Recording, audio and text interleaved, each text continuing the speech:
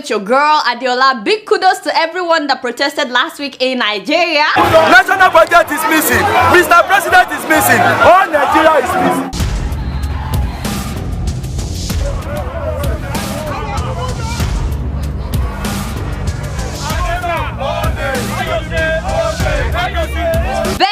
This government is taking us for granted. Too many incompetent people in office, more than a year of unpaid workers' salaries, and we don't even know what is going on. You're not carrying us along. Democracy used to be a government of the people, by the people, for the people. But the Nigerian system have now told us that democracy is a government of the rich, by the rich, to make laws for the poor to suffer. The fact that government wants to stop a protest is proof that protests are important. From southern Kaduna to Biafra, all Nigerian lives must matter. We don't move too much. Enough is enough. There is no point for them to hide in our president. We tried a political party, People's Democratic Party, that is now known as People Deceiving People or Papa Deceiving Pekin. Then we move on another political party, All Progressives Congress, that we now know as All Present Criminals. I beg, tell them. You know, while the real protest was going on, some people were protesting in support of Mr. President. They hired protesters. We don't get money. But we not come support body now. Who push you come? They don't pay una. They never pay. But they say they will pay una. How much is it given now? Oh, father, can you imagine? Can you imagine? And then these same people were begging people for money to buy water. How much be water make I give you milk una buy? This is what Nigeria has become. What am I even talking about? Nothing surprises me anymore about Nigeria. I mean, did you guys see how they welcomed former Governor James Ibori to his hometown?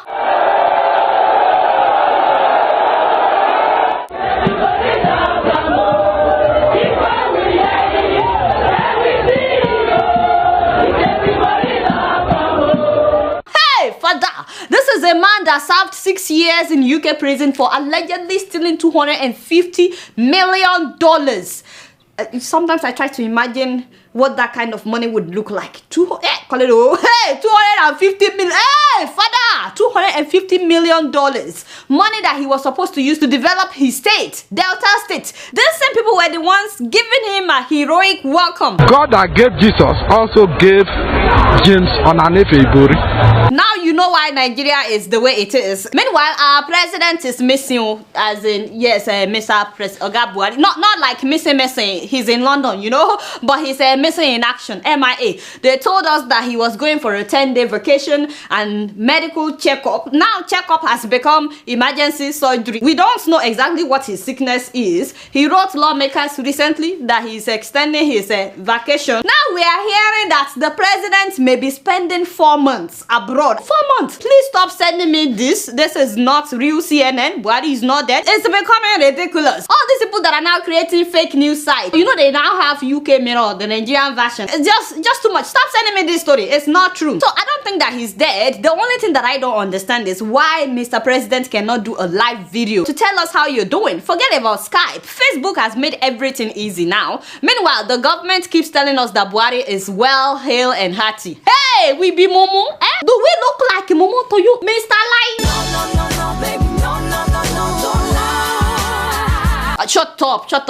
We all know that the man has a problem telling the truth, but you don't have to expose him like that. You're welcome, sir, Mr. Lai Mohammed. God bless you. Just like Koledowo, many people have been talking, you know, enemies of progress. They've been saying that you're a liar. Not me, just enemies of progress. You know, nobody believes anything you say anymore, and I'm starting to get worried about you. Know, I'm all about your welfare. I'm all about making sure that you are okay. But were you not the same person asking for daily update on Yar'Adua's health in 2009 when he was sick? In fact, I still remember what you said at that time. I pretended it out, sir. You said that it is clear to discerning Nigerians that those pretending to speak authoritatively on the president's health are deceiving the public, since they are neither well informed on the issue nor competent to speak on it. The health of the president as a public figure can no longer be of interest only to his family and friends. Hey, Nigerians have the right to know. My father, you said this about Yar'Adua. You said this to the then Minister of Information. Now that you are the Minister of Information, my father, we are just asking the same thing that you asked of the former Minister of Information. No, don't lie. My father, just tell us what is going on. Stop telling us stories. Didn't Buhari tell us before he became president that medical tourism will become something of the past when he becomes president? You see, Mr. President lied to us. Don't beg me. Buhari lied to us. Are you in touch with the president? Daily. I'm not saying I speak with him direct, but I'm in touch with London daily. People around him will speak daily. Oluwagbame, what is this? That is the special advisor to the president, okay? My father, you're welcome to this program. So you speak with him every day, but not him. I'm not saying I speak with him direct, but I'm in touch with London daily. People around him will speak daily. What happened to this one? My eyes is pushing me because of you. Are you an assistant to Buhari or the people around Buhari? Which one? Why then did you not advise that the letter which came on Sunday afternoon should have come a lot earlier, because the National Assembly were not sitting, and they're not at the moment? They're not? I thought they were going to sit today. No way. Well, I am sure that if an emergency comes up, they can always ask them to show up and take a decision. And I don't think this is like a national emergency. This is more like following due process.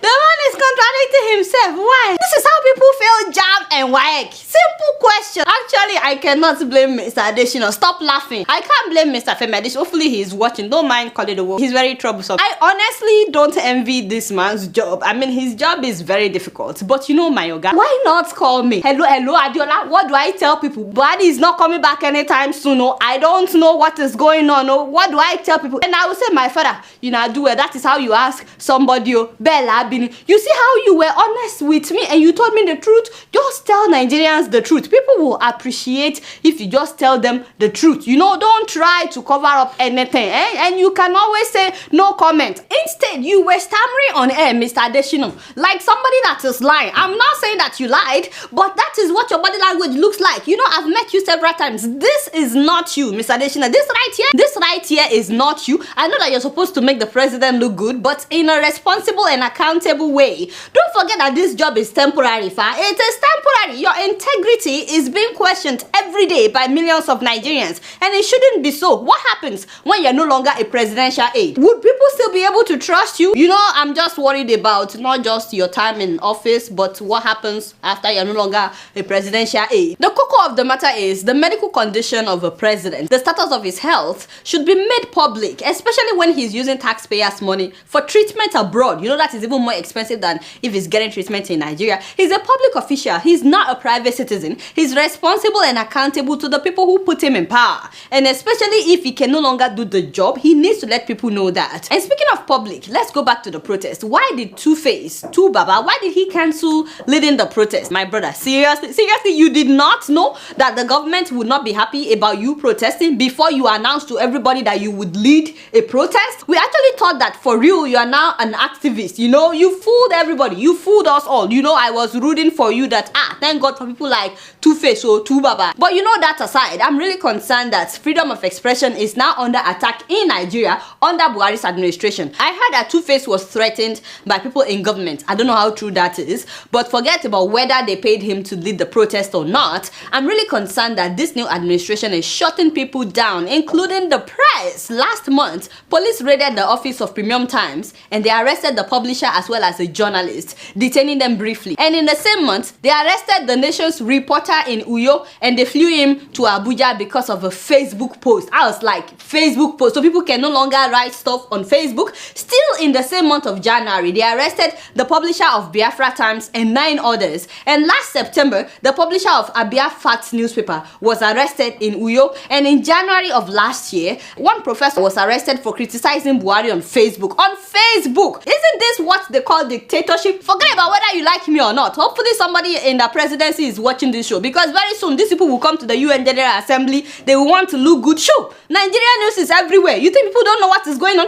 You're not fooling anybody. You're not fooling anyone. Meanwhile, some people remain above the law in Nigeria. You know, Nigerian soldiers were recently recorded beating a physically challenged man, allegedly for wearing an army camouflage. So let me warn you before Kolido plays the video that it's graphic, in case there's somebody that cannot watch this, but they basically beat up the guy, and the world needs to see this atrocity.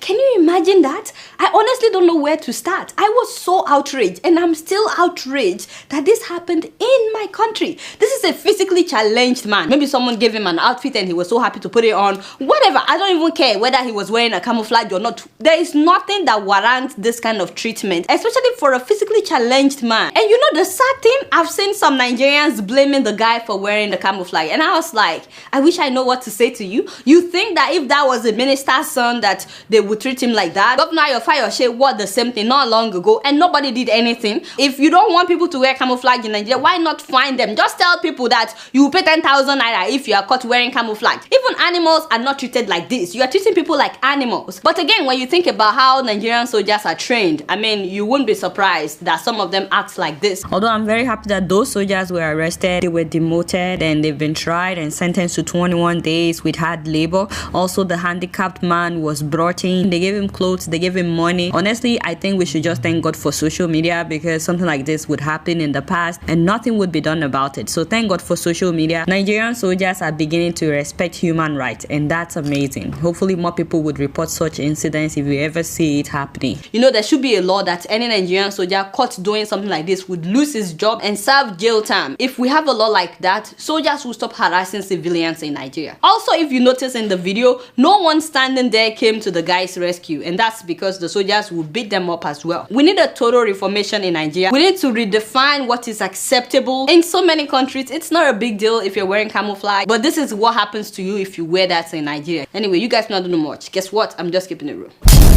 Moving on to Tanzania, I was really moved by what President John Magufuli did at an event recently. A woman was holding a placard trying to get the president's attention. The placard accused the police, the DPP, and the judiciary of denying her inheritance rights to her late husband's properties since 2012. And of course, a security guy at that event tried to get rid of her. Makamishna Tume ya Utumishi wa Mahakama.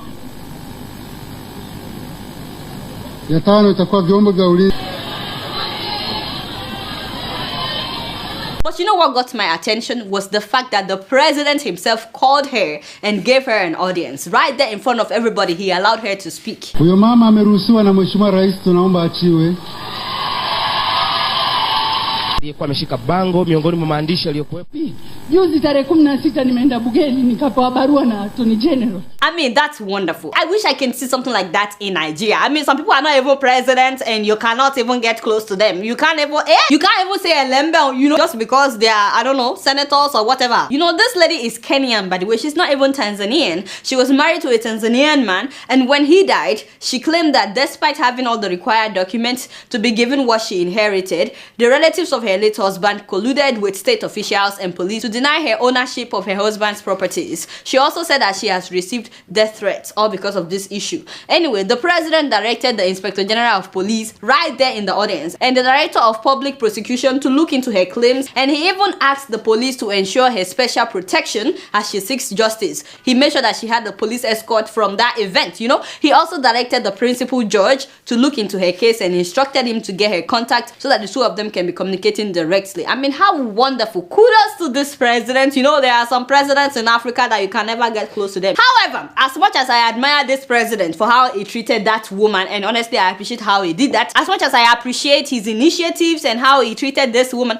I have a problem with this man. Like, seriously, him and I, we have a problem. I wish we can have a coffee together, because I have a lot to... No, Mr. Man, you are stepping on my toes. Can you believe? We have a problem, and a serious one. And hopefully you're watching me live and direct. Mr. President, exactly what problem do you have with the media media in Tanzania. This man has been trying to censor the media. Why? He keeps threatening them. How can a president threaten to ban 2 newspaper houses because according to him their story is seditious? Like, really? It's not even like the media is lying about you. His argument is that the stories that they are reporting could make people rebel, could make people protest. If people are writing news that you don't like, threatening them is not the solution. You can just sue them, and if you sue them, if the court finds them guilty, then they would fine them and they wouldn't repeat the same mistake. But to now start shutting down media houses because you don't like the story they wrote, it's seditious. Really? Listen to what the president said in January of this year. The government, which specializes in lancing boils, cannot let such newspapers to continue operating. I cannot leave Tanzania to be a dump site of seditious news.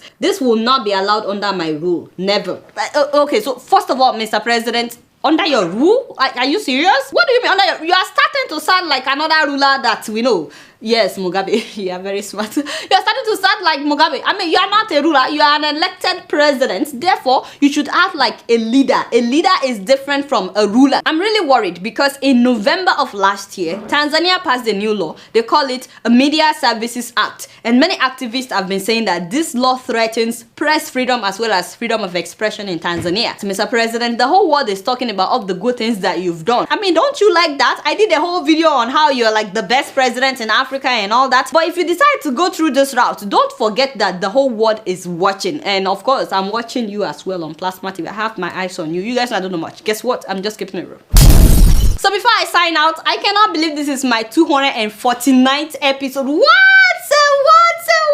So next week will be my 250th episode of doing this show, and you know, I just want to thank everybody that has donated towards feeding people in Nigeria. So if there's anybody else that is yet to donate, if you've enjoyed this show for the last 5 years, please help me to celebrate my 250th episode by making it possible for us to send this food to Nigeria. If we can just achieve this, I would be so happy. I don't need anything for my 250th episode. This is all I need to make me happy. So please, as I celebrate my 250th episode, please be part of this project and sending food to the IDPs in Nigeria. Thank you so much.